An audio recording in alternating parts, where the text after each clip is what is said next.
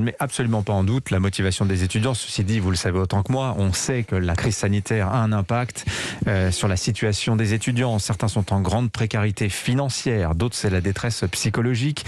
Vous avez des études qui sont menées qui vous montrent qu'un étudiant sur trois souffre de symptômes qui vont de l'anxiété jusqu'aux pensées suicidaires. Est-ce que la situation s'est améliorée? Est-ce que le gouvernement tient compte de cela aujourd'hui? Est-ce que des mesures d'accompagnement supplémentaires sont prévues, notamment financières, quand on sait le coût des études? C'est 1 200 € en moyenne par mois les frais de la vie courante, nous disait le syndicat étudiant Lafarge encore l'été dernier.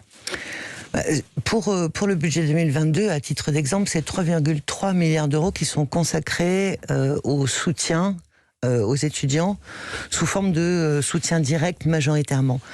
Les étudiants boursiers, tous les étudiants décohabitants ont pu bénéficier de la prime inflation qu'a annoncé le Premier ministre. Elle a été versée aux boursiers au mois de décembre. On avait eu évidemment des actions plus spécifiques sur les boursiers avec des primes exceptionnelles, 2 primes exceptionnelles en 2020 et en 2021. C'est le ticket rue à 1 € pour tous les boursiers et tous ceux qui en ont besoin. C'est le doublement des aides sociales qui concerne l'ensemble des étudiants et pas seulement les boursiers au sein des Crous. C'est 180 000 consultations de psychologues. Mais tout ça est suffisant à ce stade ?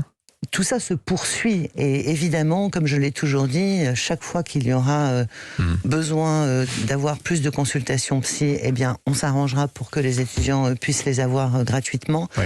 Je crois que c'est à la fois évidemment une prise de conscience nationale de ce que peut avoir de précaire la vie d'un étudiant, et je crois que peut-être que tout le monde ne s'en rendait pas complètement compte, mais c'est aussi quelque chose qui existait avant la crise. Et là encore, c'est les établissements qui participent aussi à cet accompagnement. C'est 150 millions d'euros par an spécifiquement dédiés pour les établissements, Frédérique en Vidal. plus des 3,3 milliards au niveau national. Vous êtes la ministre